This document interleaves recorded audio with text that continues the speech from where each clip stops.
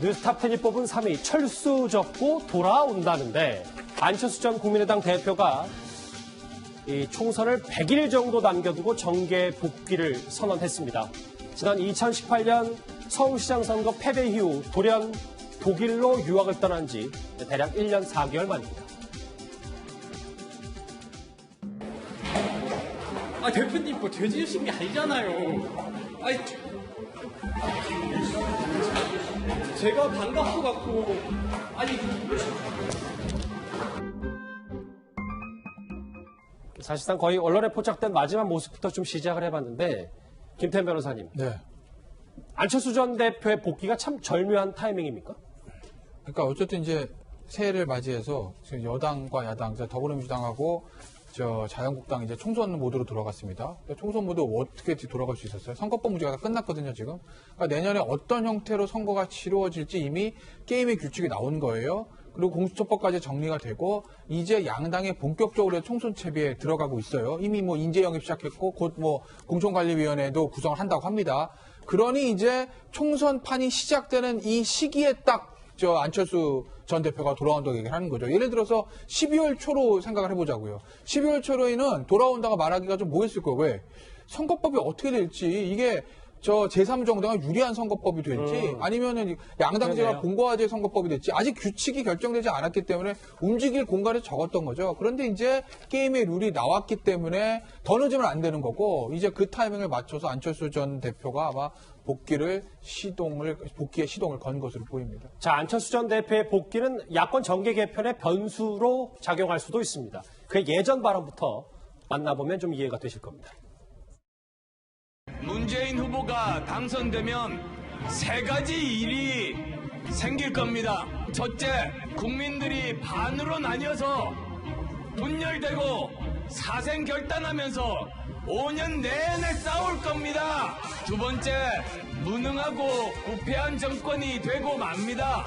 세 번째입니다. 옛날 사고방식 가지고 옛날 사람들이 국정을 운영하면 우리는 전 세계에서 가장 뒤처지는 나라가 됩니다. 제가 MB 아바타입니까? 지난 대선 때 후보를 양보해드렸습니다. 그런데도 MB 아바타입니까? 과거 영상을 쭉 봤더니 좀 추억에 좀 잠기는 듯한 영상도 많네요. 조수진 부장. 네. 선거에서는 일단 별 재미를 못 봤던 안철수 전 대표에게 유학 이후에 거의 1년 반 만에 좀 변해서 올 거라고 보십니까? 저는 별로 기대하지 않습니다. 왜냐하면 조금 전에 영상 보셨지만 기자가 물어보는데 저렇게 몇 초도 걸리지 않고 계단을 내려가는 것. 저게 어떻게 대선 주자며 정치 지도자라고 볼 수 있겠습니까? 그리고 이미 대선 후보 토론회에서 제가 MB의 아바타입니까? 유승민 대표님, 저 좀 그만 괴롭히세요. 뭐 이런 워딩만 보더라도 예. 좀 준비가 너무 안 됐다. 이런 생각이 들 수밖에 없거든요. 어제, 새해 첫날인 어제 권노갑 정대철 전 의원 같은 이 거물급 인사들 집에서는 300여 명씩의 그 새베개기 모였었습니다. 제가 어제 참 어떻게 보면 좀 슬픈 풍경을 봤는데요. 이분들 집에 찾은 분들 대한신당 유성엽 대표, 민주평화당 정동영 대표, 무소속 원외들, 바른미래당 박주선 의원. 이분들의 공통점이 뭐죠? 바로 2016년 4월 총선에서 안철수 대표가 이끌던 국민의당에서 당선됐던 분들이에요. 지금 왜 이렇게 다 쪼개져 있습니까? 안철수 대표 때문이에요. 그렇다면 안철수 대표가 돌아오겠다라는 것부터 뭐부터 해야 됩니까? 사과부터 해야 되는 거예요. 자신이 얼마나 지금 정치권을 혼란스럽게 만들었습니까?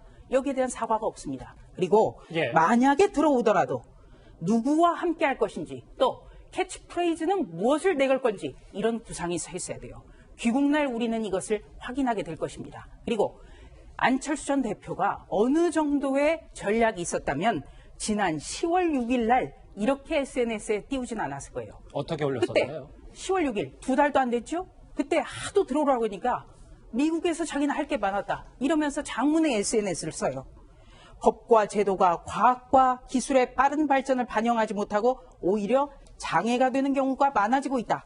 이를 얼마나 잘 해결하느냐가 미래의 국가 경쟁력을 좌우하게 된다. 알겠습니다. 계속 공부한다. 그렇다면 법과 제도가 2달도 안 돼서 이미 그렇다면은 예. 다 결정이 됐다는 겁니까?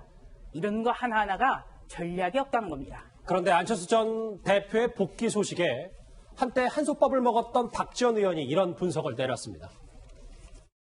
이분의 기획 포착 능력은 최고예요. 아하. 그런데 지금 보수 세력들이 황교안 리더십 평가를 받고 통합도 안 되고 하기 때문에 이때는 내가 나서야겠다 하고 들어오는 거죠. 네. 냄새를 맡은 거예요.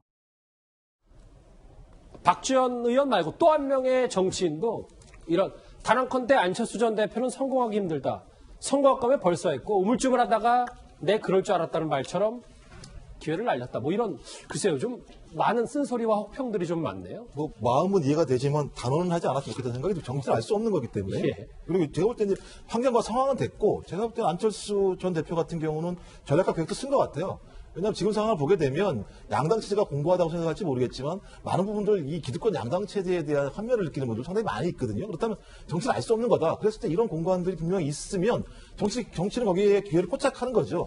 그다음에 또 다른 게 문제가 뭐냐면 저는 안철수 전 대표가 이번 총선에서 만약에 하나의 분턱에 런칭을 하지 못하게 된다면 다음 대선도 없다라는 생각을 분명히 했을 거라는 생각이 들고요.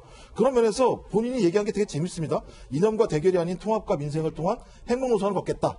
그다음에 낡은 기득권 정치 타파하는 새로운 정치 노선을 하겠다. 그래서 독자 노선, 중도 기업주의 독자 노선을 걸었는데요. 알겠습니다. 하지만 제품은 좀 새 것이 아니었습니다. 문제는 있지만 저는 상황은 된다. 정치를 얼마나 잘하나의 문제다. 이렇게 생각을 합니다. 1년 4개월 만에 정계 복귀를 선언한 안철수 전 대표 얘기 정말 오랜만에 짚어봤습니다. 이 소식은 여기서 정리하고요. 뉴스탑10 마지막 주제가 기다리고 있습니다.